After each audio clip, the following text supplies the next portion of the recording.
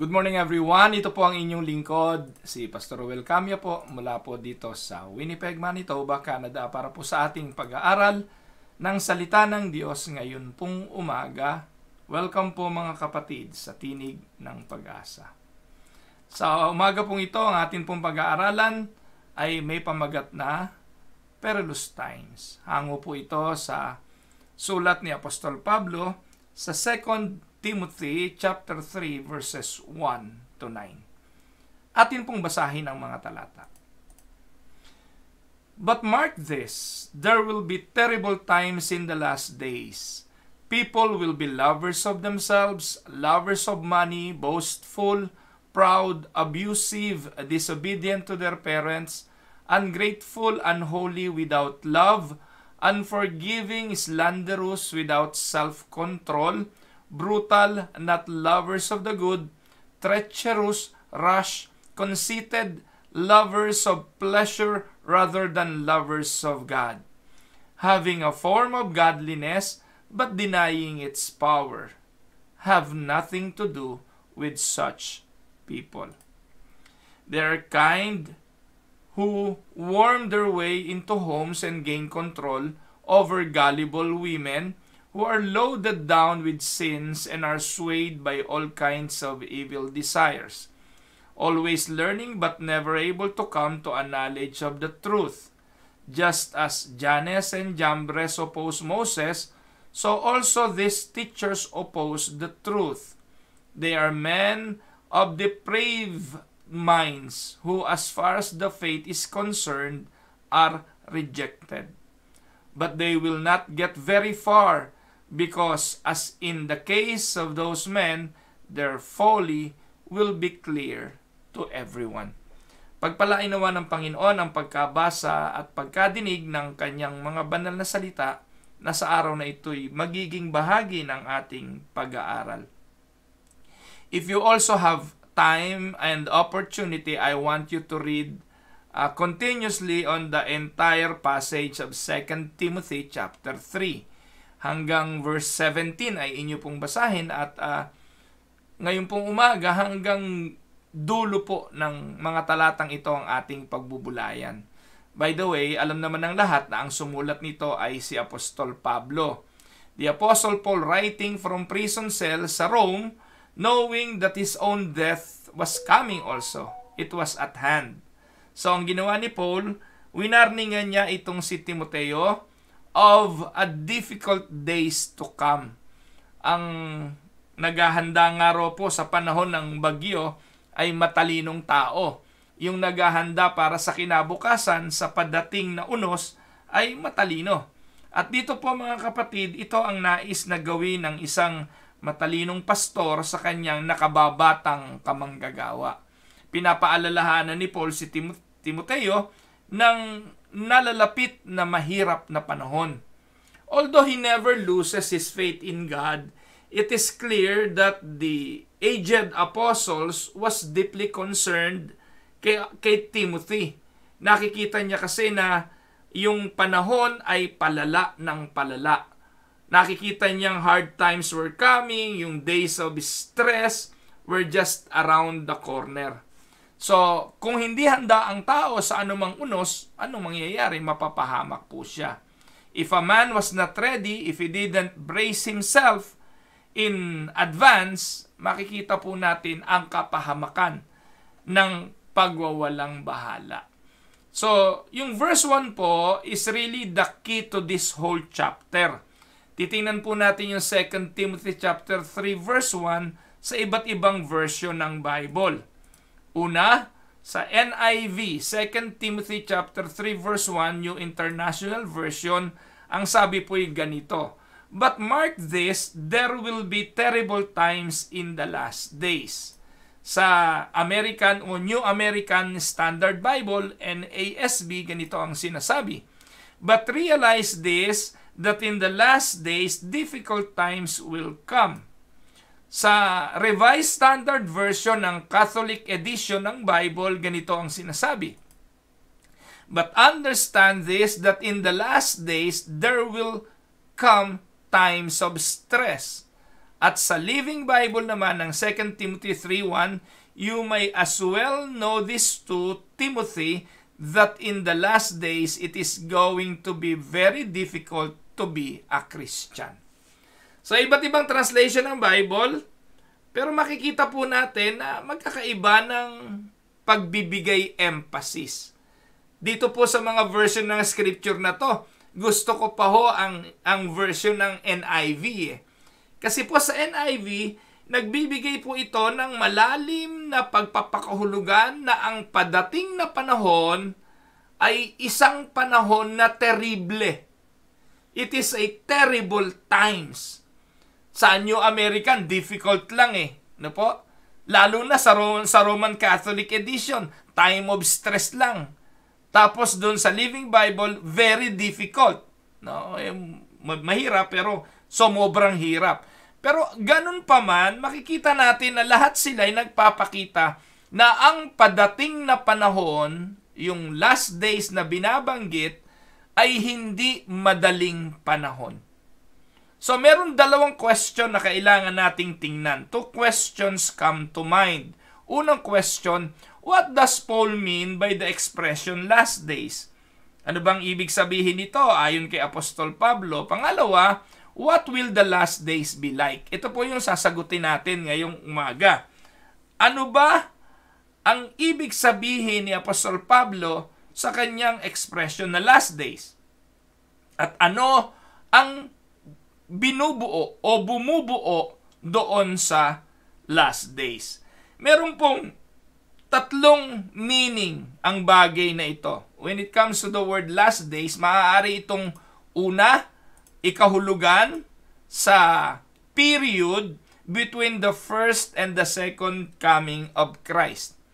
It can apply to that period. The entire period nang dumating si Jesus Christ hanggang sa ikalawan niyang pagparito, ang tawag doon last days. Pwede po yun. Pwede rin naman, it applies also to the unique period of spiritual testings.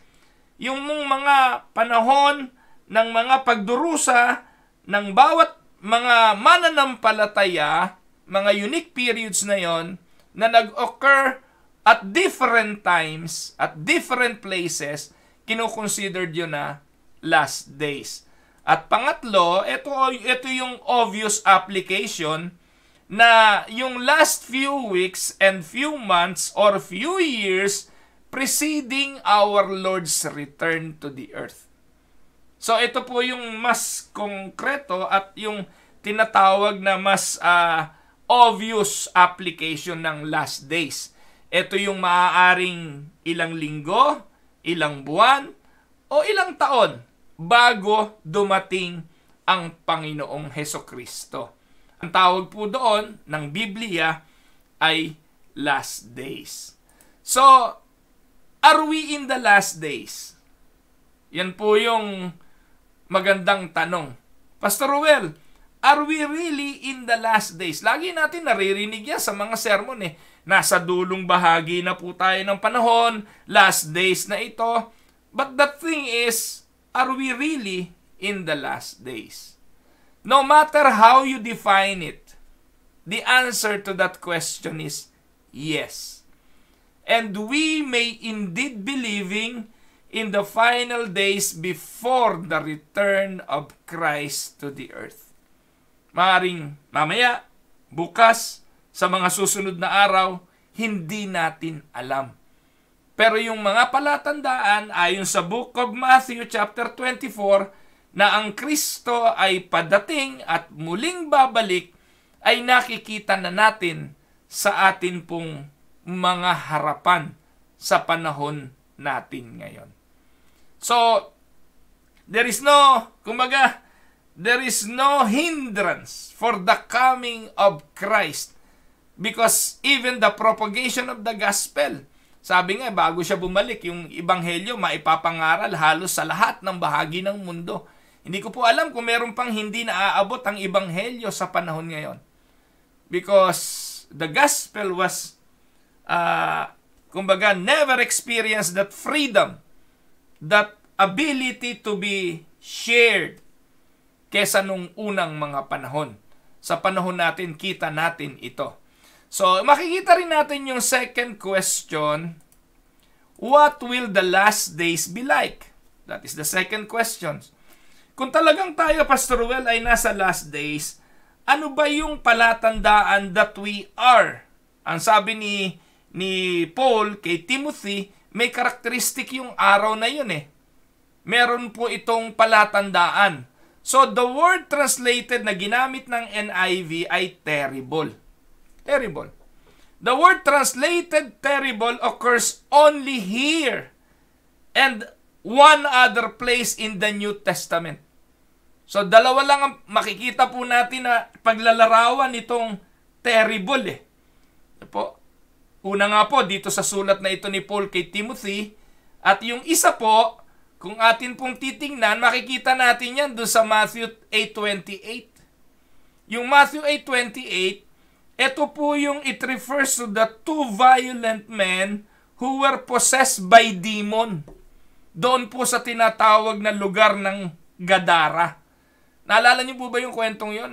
Yung dalawang lalaking ito na possessed sa Matthew 8:28. Basahin natin. Sabi diyan, when he arrived at the other side in the country of the Gadarenes, two demon-possessed men coming out of the tombs met him. They were so extremely fierce and violent that no one could pass that way. So kung titingnan po natin, susuriin natin yung Matthew 8:28, ang paglalarawan dyan ay katulad nung katagang terrible. They were terrible. They were so terrible, extremely fierce, and they extremely violent. They were wild, uncontrollable men who lived among the tombs. Sa Greek, kung saan ginamit po yung sinulat ang New Testament, yung word na ginamit to describe them is the same word that was used to describe 2 Timothy chapter 3 verse 1. Ang sabi po ng talata ng 2 Timothy 3:1, the last days will be fierce, violent, dangerous, and frightening. So those are the same words. Yung 2 Timothy 3:1 ay katulad noong dalawang demonyo o inaalihan ng demonyo. It will be fierce, violent, dangerous, and frightening. And here's another word you could use. In the last days, savage times will come. Hindi lang terrible, talagang ang description ay fierce, violent, dangerous, frightening. Hindi ko po mga kapatid tinuturo ang bagay na ito para takutin kayo at mawala ng pag-asa sa mundong ito. Pero ang totoo, lagi naman natin sinasabi, sa mundong ito wala naman talagang pag-asa. Ang ating pag-asa ay nasa ating Panginoon lang. Amen? In the last days, savage times will come as men cast off all moral restraint and society begins to disintegrate. Ito raw po mga kapatid, yung panahon kung saan kitang-kita natin yung raw paganism. Yung sobrang laya to express na sambahin kung anong gusto niyang sambahin, na piliin kung ano ang gusto niyang piliin. Ang lifestyle at pamumuhay na hindi natin nakita noon, makikita natin sa panahon natin ngayon. Yung pag-uugali ng tao na hindi natin nakita noon, makikita natin ngayon. Opo, totoo, ang tao'y masama. Ang puso ng tao'y mapagkatha ng masama. Tayo po'y alipin ng kasalanan. Pero it is more evident today than ever before. Unang-una na nga lang ho dyan, yung mga bakla at mga tomboy nung araw, hindi sila lumalantad Nahihiya sila, may tagupang hiya. Meron pang kahihiyan ang pag-amin na ako'y bakla. Meron pang kahihiyan na amining ako'y lesbians. Pero ngayon, hero pa sila, hero. Kapag lumantad at nagsabing bakla ako, ang tawag sa kanila ay courageous. Ang tawag sa kanila ay matatapang. Noong araw, ang tawag ay closet princess, hindi po ba? Pero ngayon, 3 taon pa lang, kumikending na, tini-encourage pa ng mga magulang. Dahil po ba yung mga nagiging mga bakla, nagiging mga lesbian, nakapagpo-provide ng higit kesa doon sa mga tunay na lalaking anak, kaya kinukonsinti na ang mga bagay na ito. Kaya ipinapahintulot na ito ng society. Alam niyo mga kapatid, the Apostle Paul warns Timothy, after I am gone, things are going to get worse before they get better. Kaya sabi ni Paul, Timothy, buckle up. Bago ka sumakay sa kotse, pinapaalala na seatbelt. Because there is a danger ahead. Terrible times are coming. Kaya nga sabi ni Paul, mark this. Ano po ibig sabihin nun? Markahan mo ito. Or understand this. Or pray. Or give attention to this. Don't be naive. Huwag kayong maniwala na everything will be better. Thinking that everything is going to be okay. It is not all going to be okay. Kaya ang paalala ni Paul if I know what is going to happen, Timothy, don't be surprised. Huwag ka nang magulat kasi sinabi ko na ito sa iyo. At kung ito po'y sinabi na ni Apostol Pablo kay Timoteo noon, how much more ngayon? Kaya huwag na kayong magulat. Huwag na kayong magulat kung hayag-hayagan sa national television, sa social media, makakakita kayo ng mga pag-alipusta sa pananampalataya, pag-alipusta sa ating Panginoong Hesukristo, pagsansala sa mga institusyon ng simbahan, at kung ano-ano pa. Because those are the signs of the times. Ngayon, ating i-describe ano bang paglalarawan ni Paul sa perilous times. Hindi naman niya tayo iniwanang clueless tungkol sa bagay na ito. Naku, ano nangyari? Ayan. Ano po ba ang paglalarawan ni Paul tungkol sa ayan po. Ano ang paglalarawan ni Paul tungkol dyan sa last days? Una, sabi niya, yung perilous times ay catalog of corruption. Mababasa po natin yan sa verses 1 to 5. Sabi po ni Paul kay Timothy, markahan mo ito o mark this, there will be terrible times in the last days. Yung last days will be full of that times na puno ng kahirapan. People will be lovers of themselves, lovers of money, etc., etc. So the first 5 verses of 2 Timothy 3 offer a sobering catalog of corruptions. In a sense, this is a shorter version ng Romans chapter 1 Kung kayo po'y pamilyar sa Romans chapter 1, simula po verse 18 hanggang 32. Assignment, buksan niyo po yun. So, ito po ay palatandaan at paglalarawan ng corruption. Ano po ang involved sa mga bagay na ito? Atin pong isa-isahin. Una, yung catalog of corruption, there is a total rejection of God. People are unholy, ungrateful, lovers of themselves, lovers of pleasure, rather than lovers of God. Tanong, nakikita nyo ba yan? Huwag na tayong lumayo sa mga tahanan na lang natin, sa mga pamilya natin, sa circle of friends na meron tayo, sa mundong ating ginagalawan. Hindi po ba natin nakikita yan? Walang kabanalan, ungrateful. Gawin mo ng mabuti, ano balik sa'yo? Masama. Lovers of themselves. Sa halip na unahin yung sinasabi ng Panginoon na hanapin ang kanyang kaharian, ang kanyang kaluwalhatian, ano inuuna? Siyempre, una yung sarili. Kaya yung greatest love of all, no? Greatest love of all. Naisiba ko man tanong, si Whitney. No, ang sabi niya, I found the greatest love of all inside of me. No? Learning to love yourself is the greatest love of all daw. Pero hindi yun ang definition ng Bible. People become lovers of themselves, lovers of pleasure, rather than lovers of God. Yan po yung una. There is a total rejection of God and putting self in replacement of God. Pangalawa, there is a total moral collapse. Alam nyo, nakakalungkot na po. Sa mga progresibong bansa, kitang-kita natin yung moral corruption na yan eh. Ngayon, nakikita nyo po mga kapatid, yung mga iba't ibang expression ng love. Nung araw, alam natin, yung tinatawag na love, when it comes to human relationship, ay yung eros at saka yung filial. O yung ibig sabihin, yung friendly love, at saka yung erotic love, that is for the husband and the wife. Pero alam niyo po ba yung relationship ng husband and wife na supposedly para sa babae at sa lalaki lang at para sa mag-asawa lang, binibigyan na ngayon ng ibang kahulugan. I don't know kung narinig niyo yung polyamory.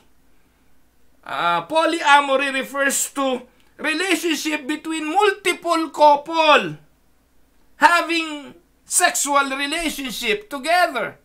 Kaya nauuso po yung mga tinatawag na mga swingers. Alam niyo ba yung mga swingers? Yung mag-asawa, kukuha ng dalawang mag-asawa, palitan ng asawa. Nangyayari to. At ito po mga kapatid, palatandaan ng moral collapse. Ano pa? Ang mga tao ngayon, baliwala na ang pagnanakaw. Nangyayari nga ito legally na eh. Ang pagnanakaw nasa gobyerno, ang pangunahing mga magnanakaw, politiko. Hindi lang po pagnanakaw eh. Pangungulimbat, plundering. People become lovers of money, conceited, without love towards others, boastful, proud, unforgiving, conceited, not lovers of what is good. Nakakapangilabot.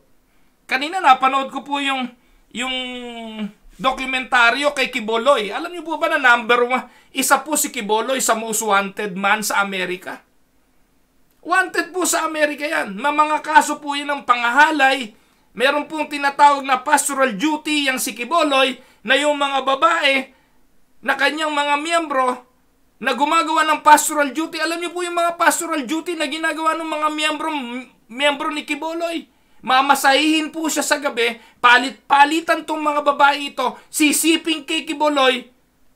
Mag-alang naman magsinungaling ang Amerika dyan. Meron pong proof ang Amerika ng mga kawalangyaan yang si Quiboloy. Pero si Quiboloy ay napakaraming followers. Bakit? Wag na kayong magtaka. Kasi yung huling panahon ay mapupuspos ng ganitong kasamang takbuhin. People are lovers of money, conceited. At pangatlo, there is the total breakdown of society. People will be treacherous, rash, slanderous, brutal, disobedient to parents, abusive, without self-control. Ito po yung matindi. That last phrase means that in the end, anything goes. Sa huling panahon, anything goes. Kanya-kanyang kagat, kanya-kanyang kuha, kanya-kanyang buhay. At ang sisi ay sa gustong sisihin. No rules, no moral absolutes, no restraints of any kind. Every man does that which is right in his own eyes. The woe to the person who dares to question his lifestyle of choice. Ngayon mga kapatid, mangaral ka tungkol sa mga kabaklaan, ano tawag sa'yo? Ikaw pang masama. Magserbon ka ng tungkol sa mga imoralidad. Ikaw pa masama, mapaghatol ka daw. Magmensahe ka tungkol sa pangangalunya. Ikaw pa masama, lalayuan ng pulpito. Kaya terrible ngayon. Kayo mga pastor, para makain, para makasabay, Hindi nagsesermon ng ganon. Hindi pa kayo nagtataka? Mawawalan ka ng miyembro pag ganyan ang mga mensahe mo. Pero mga kapatid, sa dulong bahagi ng panahon kung saan nandun na tayo, ganyan po ang mangyayari.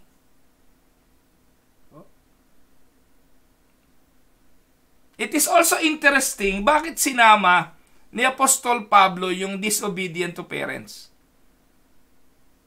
Sabi po roon sa dulong bahagi rash, slanderous, brutal, disobedient to parents, abusive, and without self-control. It's interesting that Paul includes disobedient to parents. Why? It may seem too trivial to be in such a solemn list. But Paul,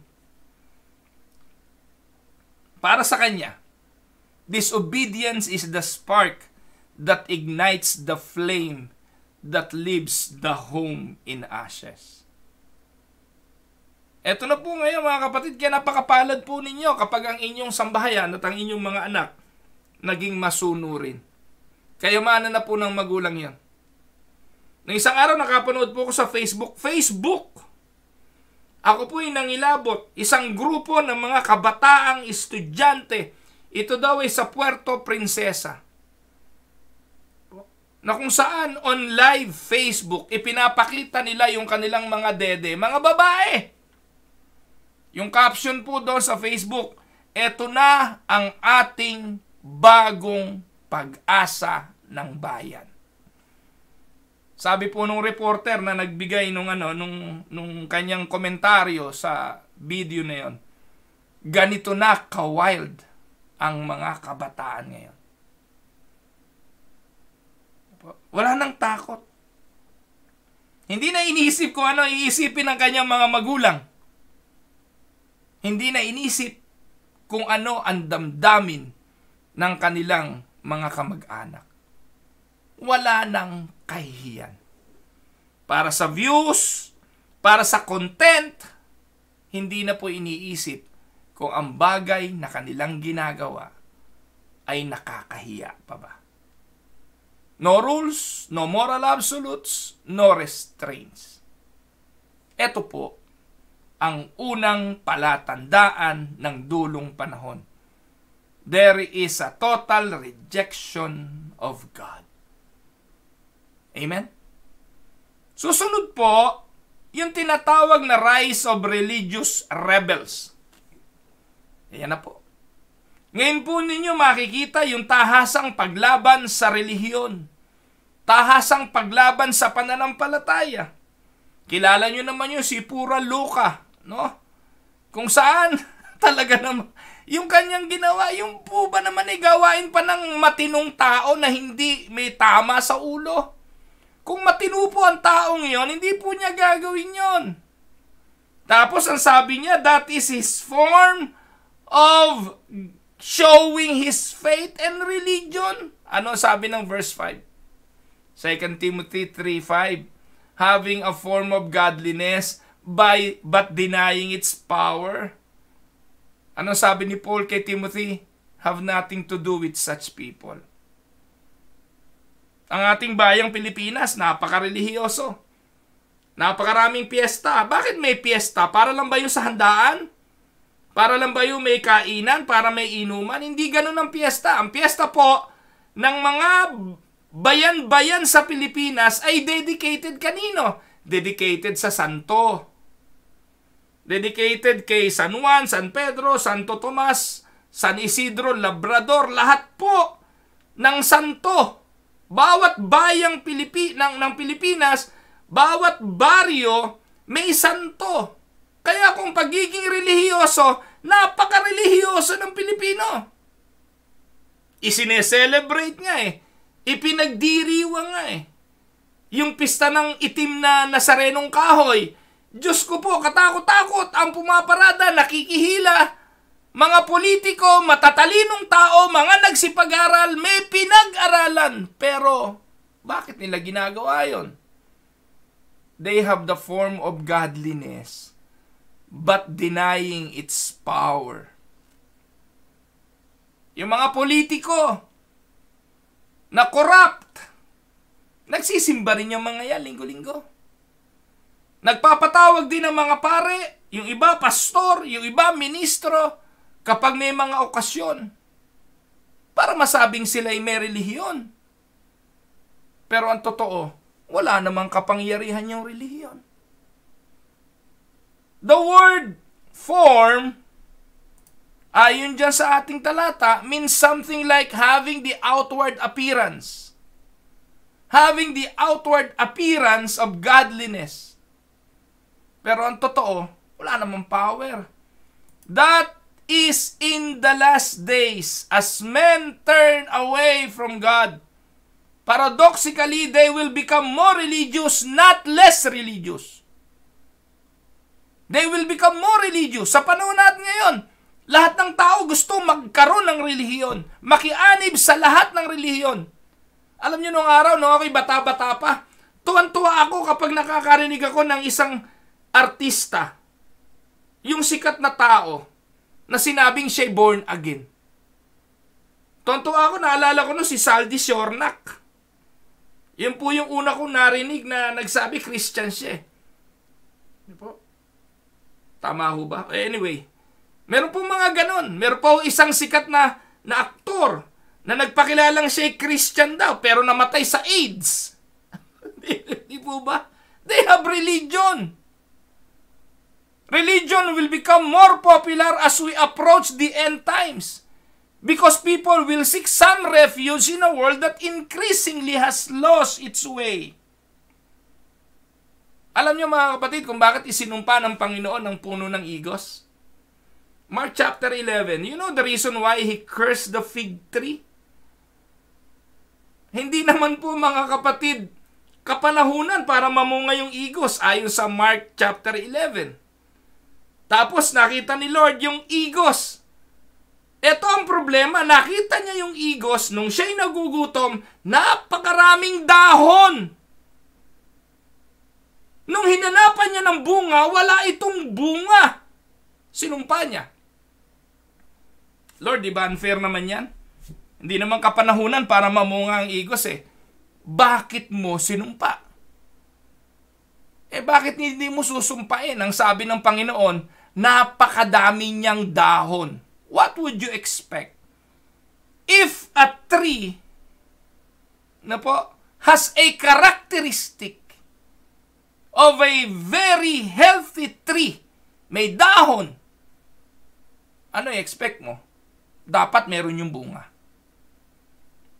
Well, anyway, isang araw tatalakayin natin yan. Maganda talakayin yan. Okay, sabihin nyo kay Pastor, explain mo nga sa akin yung bakit kinurse ni Lord yung fig tree. Maraming pastor, di maipaliwanag yan eh. Pero ano pong dahilan? Sinumpa ng Diyos yung fig tree na yon kasi meron siyang forma. Puro lang forma. May dahon, malusog, pero walang bunga. At ito po'y larawan ng maraming mga tao sa panahon natin ngayon. Puro lang forma, pero walang bunga. They have religion, but they deny the power of it. They ask the right question, but will follow the wrong answer. It will be religion for religion's sake, not religion for the sake of knowing Christ. They will join the church or some religious organization.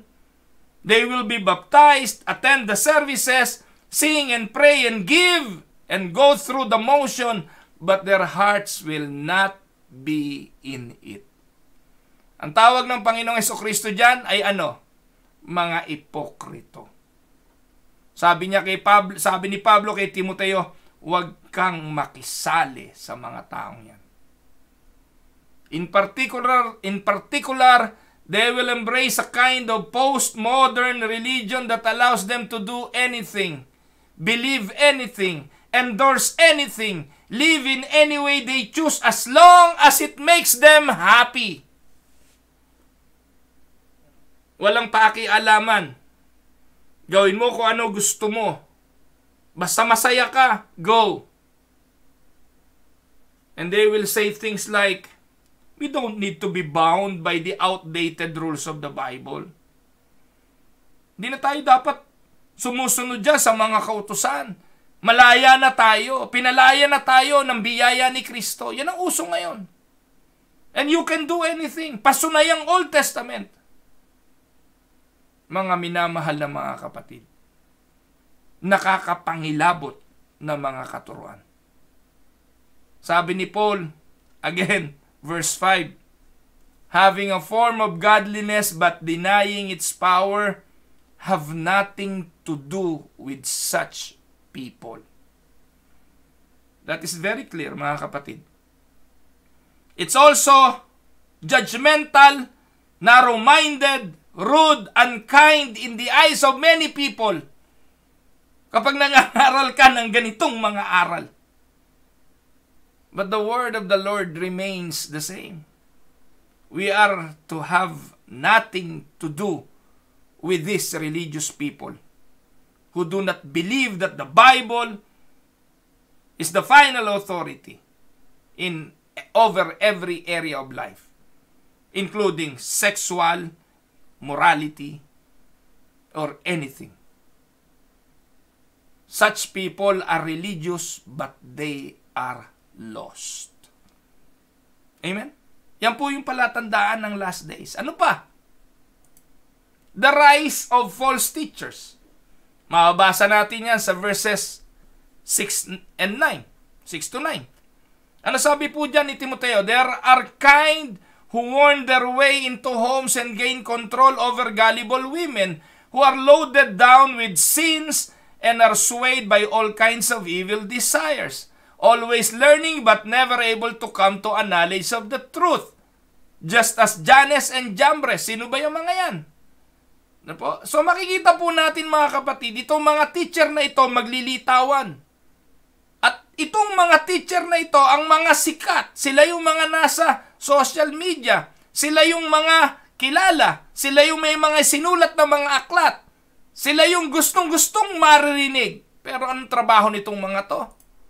Sabi po, description ng mga teacher na ito, 1, they prey on weak people. Kaya yung mga taong hindi nag-iisip, yung mga taong hindi nag-aaral, yung mga hindi nagsusuri, iyon ang mga unang-unang nadadali ng mga teacher na ito. Pero yung mga nagsusuri, yung nagbubukas ng Bible, yung mga taga-Berea, hindi nila madali. Bakit? Katulad ng mga Berean, dapat ganito ang mga mananampalataya sa panahon natin ngayon. Yung mga naririnig na turo, sinusuri ayon sa sinasabi ng banal na kasulatan. Amen? So second, these false teachers are nothing new. Hindi na to bago. Kaya kung nakakarinig kayo ng mga teaching ngayon na parang bago, noon pa man meron na yan. Sabi nga ni Paul kay Timothy, binanggit yung pangalang Jannes and Jambres sa verse 8. He is referring to the Jewish tradition ng pangalan ng dalawang leader na ito. Ito po yung mga Egyptian magician eh. Naalala niyo po sa book ng Exodus, yung ginawa ni Moses na himala, dinuplicate nitong ni Jannes at ni Jambres. Mga magician po yan ng Egypt. No? At makikita natin sa Exodus paano nila inopose si Moses by counterfeiting or duplicating some of the early plagues. For instance, when Moses turned the rivers into blood and called forth the plague of the frogs, the magician did the same things. So meron po silang kapangyarihan na maengganyo ang mga tao na sila ay paniwalaan. Kaya ngayon, napakarami. Gumagawa ng mga hima-himala. Gumagawa ng mga miracle. May healing crusade. Meron pang araw kung kailan lang gagawin yung kanilang healing session. Kung gano'n naman pala di gawin nila araw-araw. Bakit kailangan mayroong isang araw lang para sa healing? Hindi po ba nyo naisip yun? Naku mga minamahal. Perhaps it is no coincidence o incidence that Paul used a word for terrible times that was only used elsewhere to demonstrate demonized individual sa Matthew 8:28. Certainly, yung dulong panahon, there will be an outbreak of demonism in the last days. Bago bumalik ang Panginoong Jesucristo, katulad nung paglalarawan doon sa Matthew 8:28, doon sa dalawang inaalihan ng demonyo, ganon ang magiging huling panahon. Maraming mga tao, leader ng relihiyon, na masahol pa sa dalawang inaalihan ng demonyong ito. Pangatlo, their success will be limited and temporary. They won't be around forever. Yes, sikat sila ngayon. Yes, naglalakihan ng kanilang relihiyon ngayon. Napakaganda ng kanilang mga pamumuhay, di kotseng magagara, may mga mansyon, may mga fleet of airplane, may mga yate. Gaano karami ang mga bulaang guro na yan? Sila yung mayayaman at sila'y kinaiinggitan ngayon. Sabihin niyo po kung hindi, lalo na yung mga tapat na naglilingkod sa Panginoon ngayon. Minsan maiisip mo Lord, tapat naman ako sa iyo. Tinuturo ko yung tama. Pero bakit itong si Oriel Balano, sobrang daming pera, nang bobola lang? Hindi po ba? Minsan naiinggit tayo Pero ang totoo mga kapatid, yung kanilang tagumpay will be limited and temporary. Just as the waters that parted for Moses also drowned the Egyptian army, even so the hand of God that saves His children will come down in crushing judgment on those false teachers. Darating din ang paghatol ng Diyos sa mga bulaang tagapagturo na yan. Now, anong dapat nating gawin? Ngayong tayo nasa end time, anong dapat gawin? May payo si Pablo, 3 survival strategies. If this is what we have to look forward, how then should we live? How will we survive the savage and terrible days? Verse 10 emphasizes that Christians are called to be different. Timothy, you were called by God to make a difference by standing strong. Do not be discouraged by world's conditions. Do not let the world change you. Instead, go out and by God's grace, change the world.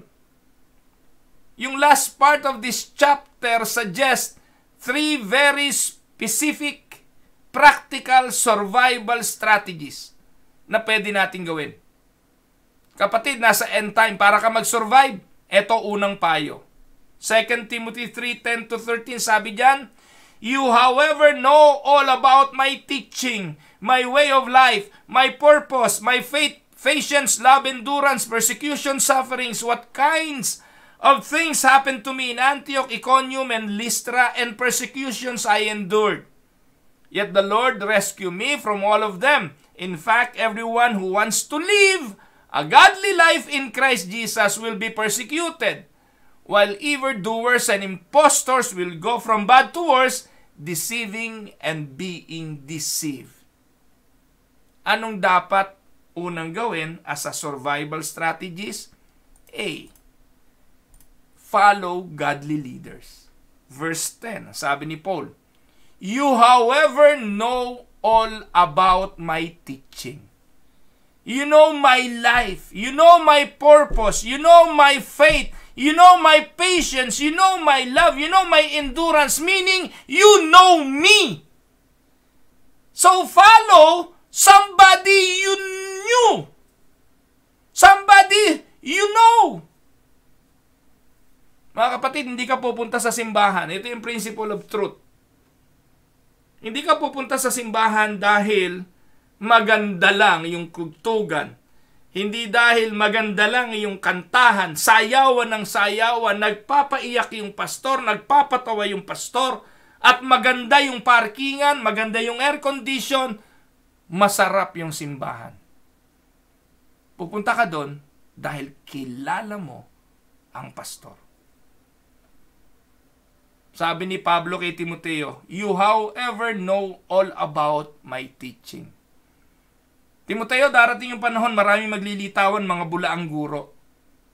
Pero para makaligtas ka dyan sa mga bulaang guro, magpasakop ka't sumunod sa mga pastor na katulad ko.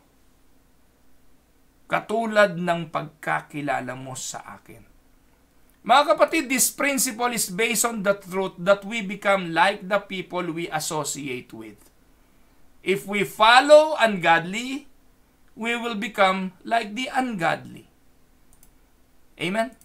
If we follow the arrogant, we are likely to become arrogant. If we follow those who follow Jesus, we are more likely to become like Jesus ourselves. In this case, Paul uses himself as an example and says in effect, follow me as I follow Christ. Amen? Sinabi yan ni Pablo kay Timoteo Huwag basta-basta magtitiwala, Timoteo. Follow godly leaders. Ano po ang sabi ni Paul? These are the marks of a godly people we should follow. They have nothing to hide. Alam nyo, buhay nila. Wala silang itinatago sa inyo. Alam nyo kung ano ang kanilang tahanan. Kilala nyo kung sino asawa. Kilala nyo kung sino mga anak. Alam nyo kung ano hilig. Alam nyo kung ano mga bagay tungkol sa kanya. Minsan pupunta ka sa mega church. Hindi mo nga kilala yung pastor mo Yung mga pastor na ang gagaling pag nasa harapan ng pulpito, pero pagbaba ng pulpito, iba na lifestyle. They teach the truth. You know their doctrine. Alam nyo kung ano yung hinahawakan nila sa buhay. Alam nyo kung ano yung kanyang pananampalataya. They practice what they preach.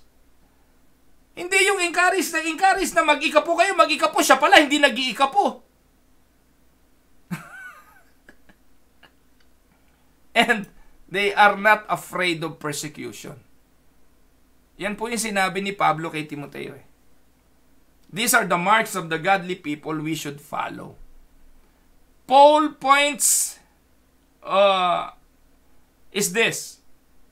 The point of Paul is find people like this and follow them.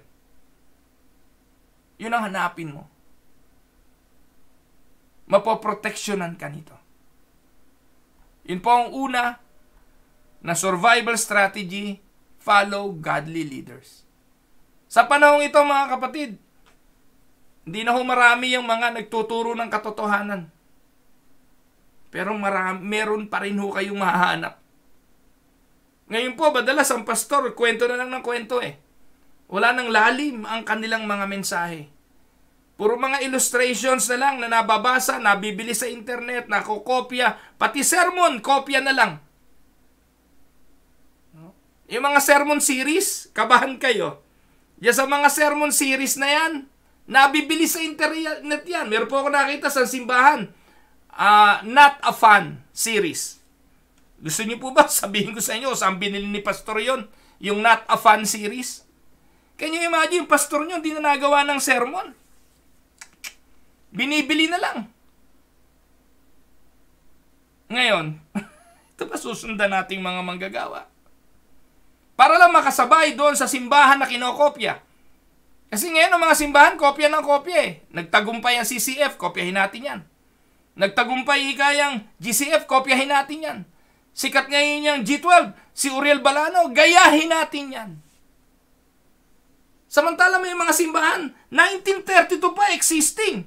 Naglitawan tong mga dekada 80 simbahan, kinopya yung bago, kinalimutan yung dati. Ay nako, nakakalungkot. Pero ang sabi ni Paul kay Timoteo, find people like this and follow them. Survival strategy number 1 yan. If we are truly in the end times, importanteng malaman mo yan. Pangalawa, continue in what you have learned. Continue.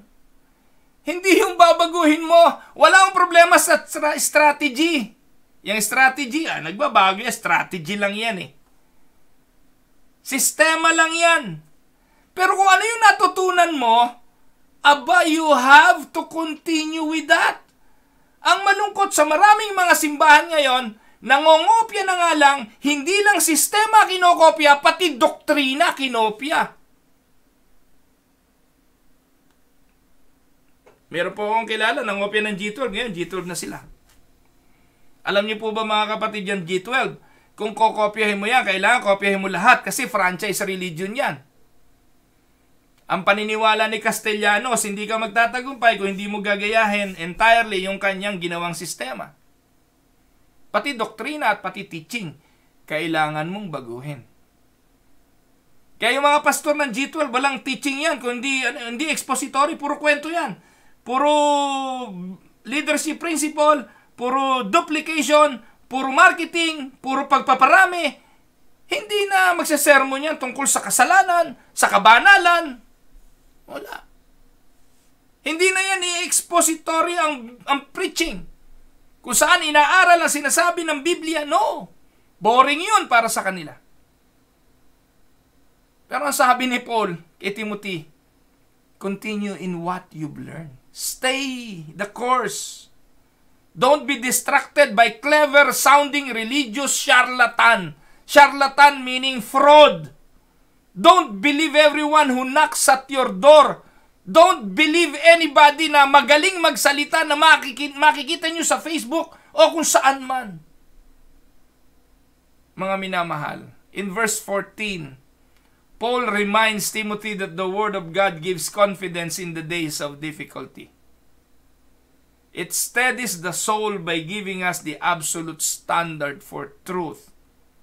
So Timothy is to remember both what he has learned and also who taught him the truth. Amen? God's Word saves us. How? By the words that are written down, the Holy Scripture. By the wisdom in the written Word, able to make you wise. By the gospel, the words reveal, wise for salvation. By the faith the gospel produces through faith in Christ Jesus. Everything we need to know about going to heaven can be found in the Bible. Continue in what you have learned. Yan ang sabi niya, verses 14 to 15, but as for you, continue in what you have learned and have become convinced of, because you know those from whom you learned it, and how from infancy you have known the Holy Scripture, which are able to make you wise for salvation through faith in Christ Jesus. Ano po? And let us take note, Timothy learned this. How? From infancy. And that's a reference to his godly mother Lois, or grandmother Lois, and his godly mother Eunice. Amen? Yung natutunan nyo, huwag nyo basta isuko dahil lang mayroong bagong uso. Amen? Continue in what you have learned. Pangatlo, let the Word of God make you complete. Verses 16 to 17. All Scripture is God-breathed and is useful for teaching, rebuking, correcting, and training in righteousness, so that the servant of God may be thoroughly equipped for every good work. Yan. In verse 15, teaches the sufficiency of the Word. Then verse 16-17, teach the authority of God's Word. They tells us why the Bible is all that we really need in order to survive. Amen? So this is Paul's final answer to the terrible times that are coming in the last days. You must know the Word, you must read the Word, and you must obey the Word. Tandaan po ninyo, you will never outgrow the Bible. Make the Bible the foundation of your life.